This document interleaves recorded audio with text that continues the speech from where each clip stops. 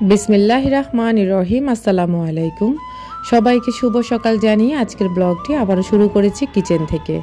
আমার প্রিয় ভালোবাসার ভাই বোনেরা কেমন আছেন? আশা করি ভালো আছেন। আমিও আলহামদুলিল্লাহ আল্লাহ তাআলার অসীম রহমতে আপনাদের দোয়া এবং ভালোবাসায় ভালো আছি।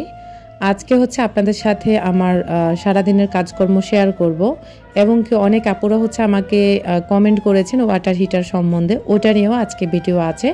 অবশ্যই শুরু থেকে শেষ পর্যন্ত থাকবেন আর আমার কাজ এবং কথাগুলো শুনে যাবেন। তো ফার্স্ট টাইম হচ্ছে কিচেনে এসে আজকে আর অন্য কিছু আপনাদের সাথে শেয়ার করিনি, ডিরেক্ট কিচেনে এসে কিচেন থেকে আপনাদের সাথে ভিডিও স্টার্ট করেছি। তো আমার তো যেটা অভ্যাস আপনারা সবাই জানেন, সেই শুরু থেকে আমার পুরনো ভিউয়ার্সরা ভালোভাবেই জানেন আমি কিন্তু একজন চা পাগল মানুষ। তো প্রথমত এসে ইলেকট্রিক কেটলিতে হচ্ছে পানি গরমে দিয়ে দিচ্ছি।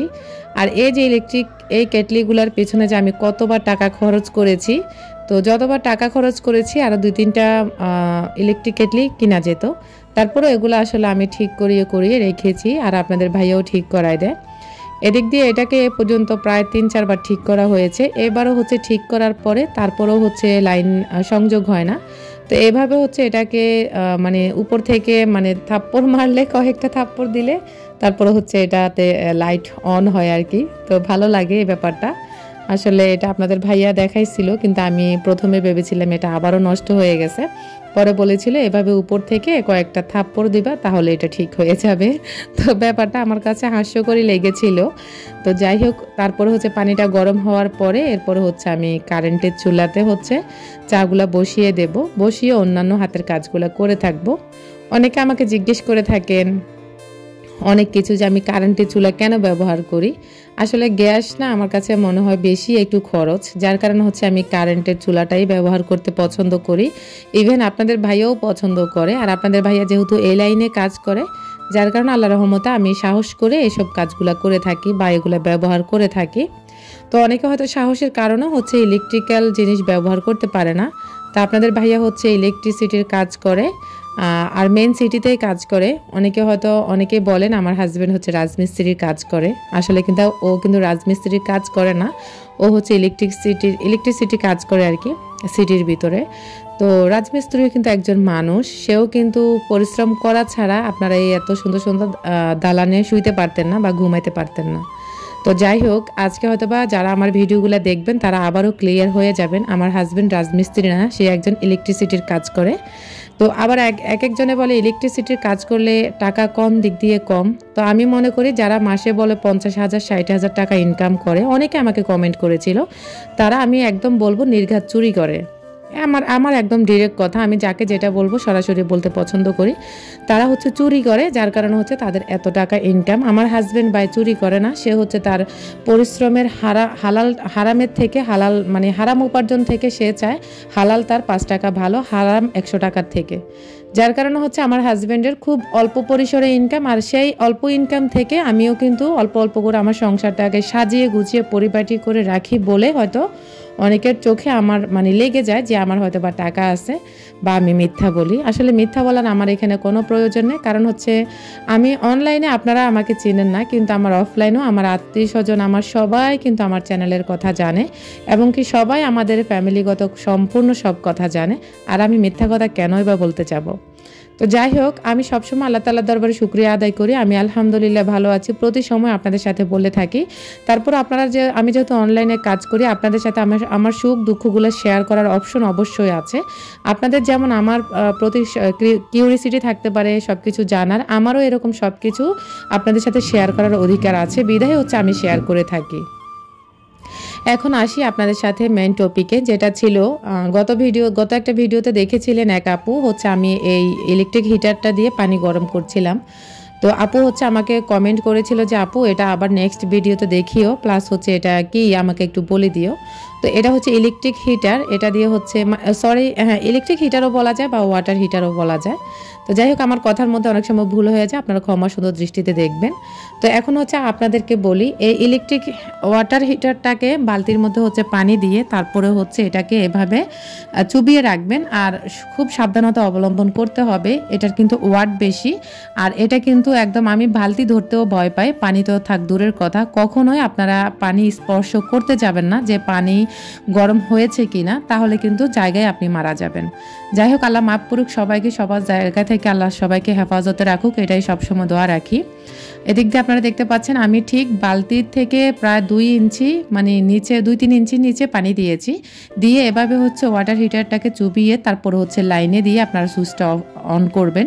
সরাসরি লাইনে দিয়ে তারপর হচ্ছে আপনারা বালতির মধ্যে পানি মানে পানির মধ্যে এটা চুবাতে যাবেন না, তাহলে কিন্তু অনেক রিস্ক আছে এবং কি কারেন্টে একদম শর্ট করবে।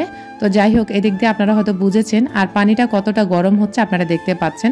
চুলার মধ্যে ফুটন্ত পানির থেকেও এখানে হালকা গরম হলেও ওই পানি চুলার পানির থেকেও অনেক বেশি গরম হয়ে যায়।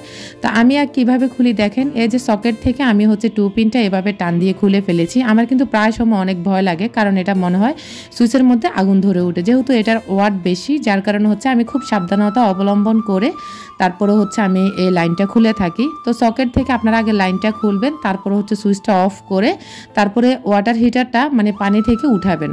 আপনারা কখনোই হচ্ছে এটাতে লাইন দেওয়া অবস্থায় কখনোই বালতিতেও হাত দিবেন না, প্লাস হচ্ছে পানিতে তো ভুলেও হাত দিবেন না। বালতি অবশ্য ধরা যাবে, তারপরেও আমি মনে করি রিস্ক, আমি কিন্তু বালতিও ধরি না, এবং কি পানি তো দূরের কথা। আর এই যে এভাবে হচ্ছে আমি পানি থেকে উঠিয়ে এটাকে এক সাইডে রেখে দিচ্ছি, আর এটা ঠান্ডা হলে জায়গা মতো রেখে দেব। আর এটা আসলে অনেকে হয়তো চিনেন না, আবার অনেকে অনেক বেশি পরিচিত এটার সাথে। তো যারা জানেন তারা তো জানেন, আর যারা জানেন না তারা আজকে আমার ভিডিওটি দেখে অবশ্যই চিনতে পেরেছেন এবং কি বুঝতেও পেরেছেন। আবার আমি বলে দিব, এই ওয়াটার হিটারটা কিন্তু আপনাদের নিজের একান্ত দায়বদ্ধতা থেকে আপনারা ব্যবহার করবেন, কারণ এটাতে অনেক বেশি রিস্ক আছে। আর এটাতে অনেক ভালো ওয়াট এবং কি 220/200 ভোল্টেজে মানে চালাতে হয় এটাতে। তো আমরা সবসময় এটা দিয়ে পানি গরম করে থাকি, যেহেতু আমার বাসায় কোনো ধরনের গ্যাস নেই, যার কারণে হচ্ছে আমরা এই ওয়াটার হিটারটা দিয়ে মানে পানি গরম করে থাকি আর কি। তো যাই হোক, সম্পূর্ণ সব কিছু ডিটেলসে বলে দিয়েছি, আশা করছি আপনারা সব কিছু বুঝতে পেরেছেন। আমি আবারও বলছি, ওয়াটার হিটারটা আপনাদের নিজ দায়িত্বে আপনারা হচ্ছে ব্যবহার করবেন। আমি আপনাদেরকে কোনো সাজেস্ট করব না যে আপনারা এটা ব্যবহার করতে পারেন, এটা তো অনেক বেশি রিস্ক, আমার নিজেরও ভয় লাগে। তারপরেও হচ্ছে আল্লাহর উপর ভরসা করে আমি হচ্ছে এটাকে চালাতে পারি। এদিক দিয়ে হচ্ছে পানিগুলা গরম করেছি, তারপরে হচ্ছে আদার্স আরও অন্যান্য কাজ করেছি, যেগুলো হয়তো বা আপনাদের সাথে তুলে ধরি না। সারাদিনে যে কত হাজার কাজ করি, কত শত কাজ করি, সেগুলো শেয়ার করিই না, কারণ হচ্ছে আমার ফোনের স্টোরেজও থাকবে না, প্লাস হচ্ছে আপনাদের সাথেও শেয়ার করা যাবে না। এত লম্বা ভিডিও করতে আমার নিজেরই বিরক্ত লাগবে, আর আপনারা তো অনেক বেশি বোরিং ফিল করবেন। তারপরেও আপনারা আলহামদুলিল্লাহ মাশাআল্লাহ আমাকে যেভাবে সাপোর্ট করতেছেন, এতে আমি অনেক অনেক শুকরিয়া আদায় করি। তো এদিক দিয়ে হচ্ছে কিচেনের কাজগুলো যেভাবে সকাল সকাল গুছিয়ে করে ফেলি রান্নার আগে, ওইটা আজকে আপনাদের সাথে শেয়ার করেছি। আশা করছি আপনাদের অনেক বেশি ভালো লাগছে। আমার আজকের ভিডিওর কোথাও কোনো অংশ যদি আপনার একটু হলেও ভালো লেগে যায়, তাহলে প্লিজ লাইক দিয়ে আমার ভিডিওটি কন্টিনিউ করবেন। আর আপনি যদি আমার চ্যানেলে আজকে নতুন হয়ে থাকেন, চাইলে আমার চ্যানেলটিকে সাবস্ক্রাইব করে আমার পরিবারের বন্ধু হয়ে থেকে যেতে পারেন। পাশে থাকা অল অপশনটা অন করে রাখবেন। আমি যখনই ভিডিও আপলোড করব, নোটিফিকেশন পৌঁছে যাবে আপনার কাছে, আপনি সময় করে আমার ভিডিওগুলো দেখে নিতে পারবেন। আর এদিক দিয়ে হচ্ছে দেখতে পাচ্ছেন আমি রসুনগুলো ফ্রিজ থেকে নামিয়ে নিয়েছি। আপনাদের ভাইয়া হচ্ছে কোয়া রসুনগুলো সবসময় আমার জন্য এনে থাকে, তো এগুলো আমি ফ্রিজে রেখে দিই, আর খুব সুন্দর করে এগুলো ছিলাও হয়ে যায়, আলাদা কোনো কষ্ট করতে হয় না। শুধুমাত্র একটা চাপ দিলে হচ্ছে একদম মানে রসুনের খোসাটা আলাদা হয়ে যায়, রসুনটা আলাদা হয়ে যায়।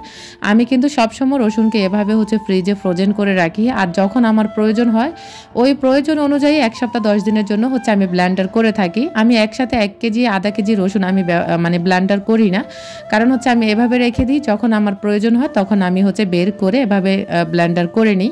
আপনারা চাইলে এই প্রসেসটা করতে পারেন, আমার কাছে ভালো লাগে, যার কারণে আমি এভাবে করে থাকি। যারা রসুন ছিলে একবারে ব্লেন্ডার করেন, তাদের জন্য একদম সুবিধা। রসুনকে ফ্রিজ থেকে বের করে হালকা একটু চাপ দিলে হচ্ছে খোসাটা আলাদা হয়ে যায়।